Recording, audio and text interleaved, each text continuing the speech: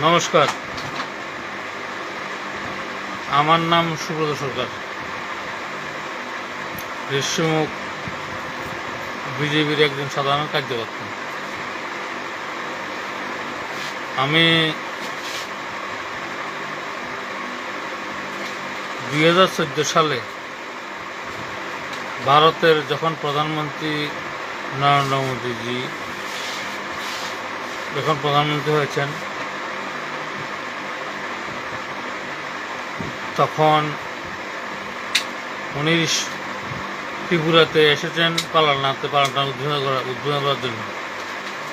তখন 40,000 মেম্বারশিপ দিয়েছিল। ওই 40,000 মেম্বারশিপে একজন আমি আছি।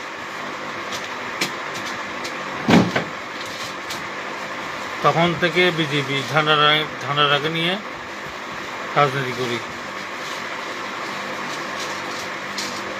এবং বিগত 2014 সালের নির্বাচনে আমরা ঋষিমুখ পঞ্চায়েতে চারজন প্রতিনিধি আমরা বিজেপির তরফ থেকে আমরা দিই। বিজেপি নরেন্দ্র মোদীর আদর্শে এবং আমাদের ঋষিমুখে সুদর্শন মুহুরীর নেতৃত্বে আমরা কাজ করি। তখন এরপরে বিজেপিতে ত্রিপুরা রাজ্যে যখন রাজ্য সভাপতি বিপ্লব কুমার দেব বিজেপি রাজ্য সভাপতি দায়িত্ব পায়, আমরা বিজেপির আরো ভালোভাবে কাজ করে, আবার মানুষের সঙ্গে ভালোভাবে ব্যবহার করে সংগঠনটাকে বাড়াই। এইভাবে আমরা কাজ চলছে। 2018 নির্বাচনে আগে যখন বিপ্লব দেবের নেতৃত্বে আমরা কাজ করছি, বিজেপিকে ভালোবেসে আমরা কাজ করছি, বিজেপির ঝান্ডাটাকে নিয়ে কাজ করছি এবং 2018 নির্বাচনে বিপ্লব দেবের নেতৃত্বে আমরা সরকার গঠন করেছি। ঋষিমুখে আমরা সরকার করতে পারিনি। ঋষিমুখ বাল চৌধুরী মানে ত্রিপুরা রাজ্যে দ্বিতীয় মুখ্যমন্ত্রী বাল চৌধুরী, ওনার জায়গাতে আমরা বাস করছি। ওই জায়গাটা আমরা টিকাইতে পারিনি। বিপ্লব দেবের নেতৃত্বে আমরা সরকারটা গঠন হয়েছে। 37 বছর বিজেপির নেতৃত্বে, বিপ্লব দেবের নেতৃত্বে সরকার চলছে। অশুভ শক্তির কারণে বিপ্লব দেবের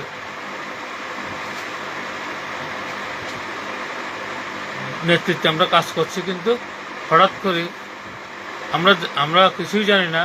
আমাদের মাননীয় মুখ্যমন্ত্রীর বিপ্লব দেবের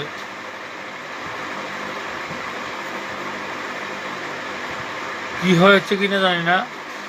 বিপ্লব দেব এসেই বলছে মুখ্যমন্ত্রীর থেকে পদত্যাগ করছে। ত্রিপুরা রাজ্যে বিপ্লব দেবের পেছনে আর কেউ লোক ছিল না।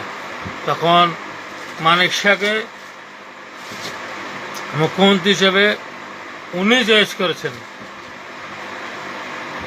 এবং রাজ্য সভাপতি করেছেন। 2018 নির্বাচনের আগে মানিক শাহ, ঋষিমুখ বলেন, সাউথ ত্রিপুরাতে মানিক শাহর কোথাও কোনো সংগঠন ছিল না। মানিক শাহ কোথায় ছিল? আজকে আমাদের বিজেপির যে অবস্থা হয়েছে, মানিক শাহ স্বচ্ছ রাজনীতি করতে চাইছেন। কোথায় ছিলেন উনি 2018 নির্বাচনে, 2013 নির্বাচনে? স্বচ্ছ প্রশাসন চাইতেছেন উনি। আমি খারাপ পাবেন না, আমি নমস্কার। বিজেপি থেকে আমাকে বহিষ্কার করুন, আমি বিজেপি করব না। কোথায় ছিলেন 2018 নির্বাচনে আগে? কোথায় ছিলেন? ত্রিপুরা রাজ্যে শরণাকলা তৈরি হয়েছিল।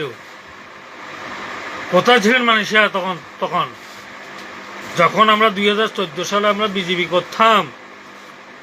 তখন মানিক শাহ কোথায় ছিল? বিপ্লব দেবের হাত ধরে উনি রাজ্য সভাপতি হয়েছেন। বিপ্লব দেবের হাত ধরে উনি মুখ্যমন্ত্রী হয়েছেন। আজকে আমাদের ভূমিকা কোথায়? আসলে কি বিজেপি করে আমাদের ভুল হয়েছে কিনা? আসলে বিজেপি করে আমাদের ভুল হয়েছে? বিজেপি কি আমার পরিবার একটা চাকরি দিয়েছে না কিছু দিয়েছে? তাহলে এখন বিপ্লব দেবের পোস্ট করা যাবে না। আমরা আমাদেরকে হুমকি দিচ্ছে বিজেপির পোস্ট করতে পারবো, বিপ্লব দেবের পোস্ট করতে পারবো না। যিনি আমার ত্রিপুরা রাজ্যের কান্ডারি, ওনার পোস্ট করতে পারবো না। 2018 নির্বাচনে নরেন্দ্র মোদী এবং অমিত শাহর নেতৃত্বে ত্রিপুরা রাজ্যের সরকার গঠন হয়েছে। নরেন্দ্র মোদী এবং অমিত শাহ বিপ্লব দেবকে পাঠিয়েছে ত্রিপুরা রাজ্যে। এখন বিপ্লব দেবের পোস্ট করা যাবে না। বিপ্লব দেবের পোস্ট করলে আমাদেরকে মানিক শাহর চামচারা বলছে আমাদেরকে বহিষ্কার করে দেবেন। এ কোন বিজেপি? আমি লাইভে এসে বলছি এটা। এই কি কোন বিজেপি? এটা কোন বিজেপি? এর থেকে সিপিএম ভালো ছিল। স্বচ্ছ রাজনীতি করা সবকিছু ঠিক আছে। বিজেপির নেতৃত্ব এবং বিজেপির সদস্য যারা বিজেপির অনুপ্রবেশ যারা আছে তারাকে বাঁচিয়ে রেখে স্বচ্ছ রাজনীতি করবেন। মাননীয় মুখ্যমন্ত্রী মানিক শাহের উদ্দেশ্যে বলছি আমি, আপনি কালকে সকালে আমাকে বহিষ্কার করুন, কোনো ব্যাপার নেই। আমি যখন বিজেপি ঝান্ডা নিয়ে রাজনীতি করছি তখন আপনি বিজেপি ছিলেন না। তখন আপনি সিপিএম ছিলেন, আপনার ভাই সিপিএম ছিল। আমরা তখন বিজেপি ঝান্ডা নিয়ে কাজে নিয়ে বিজেপি করছি।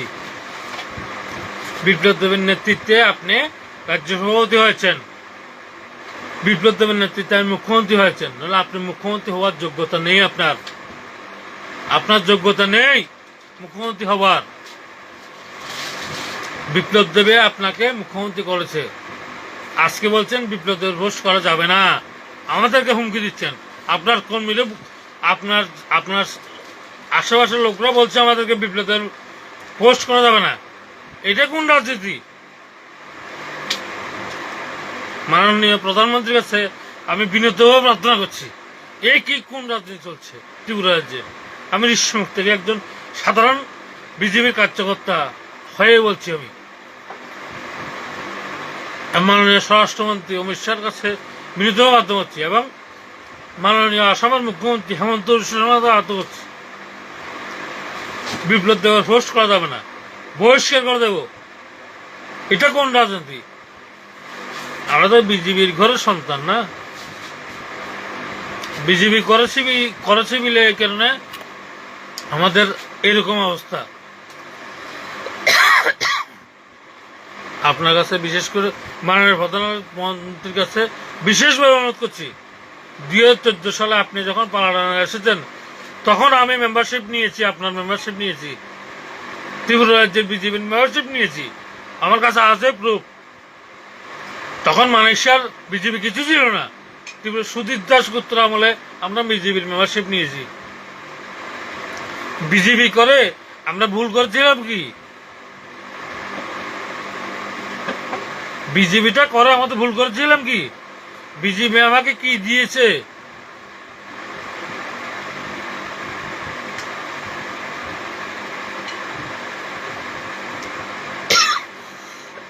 আজকে বিপ্লব দেবের পোস্ট করার সঙ্গে সঙ্গে বলছে পার্টি থেকে বহিষ্কার করে দেবে।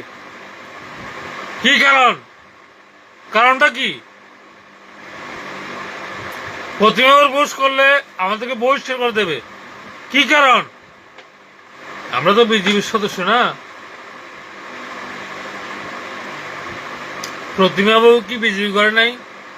বিপ্লব দেবকে বিজেপি করে নাই? শুধু মানিক শাহ বিজেপি করেছেন, ত্রিপুরা রাজ্যে। মাননীয় প্রধানমন্ত্রীর কাছে আমি বিনীতভাবে প্রার্থনা করছি, আপনি আমার লাইভটা শুনতে পাচ্ছেন জানি না। এটা হলো ত্রিপুরা রাজ্যের পরিস্থিতি। কোনো দাদার পোস্ট করা যাবে না, না প্রতিভূমিক না বিপ্লব দেবে, শুধু মানুষের পোস্ট করতে হবে, দাদার পোস্ট করতে হবে। এটা কোন রাজনীতি? সবাই তো বিজেপি না, বিপ্লব দেবও তো বিজেপির কাজ করছে, প্রতিভূমিকও তো বিজেপির কাজ করছে, তাহলে শুধু মানুষের পোস্ট করতে হবে, দাদার পোস্ট করতে হবে, এটা তো না না। ক্ষমা প্রার্থনা করবেন আমার কাছে, আমি এই লাইভটা বহুত দুঃখের থেকে করছি। এই লাইভটা এই কোন রাজনীতি চলছে যে বৃত্তি উঠে আছে? গ্রীষ্মমুখ থেকে আমি সুপ্রিয় সরকার বলছি।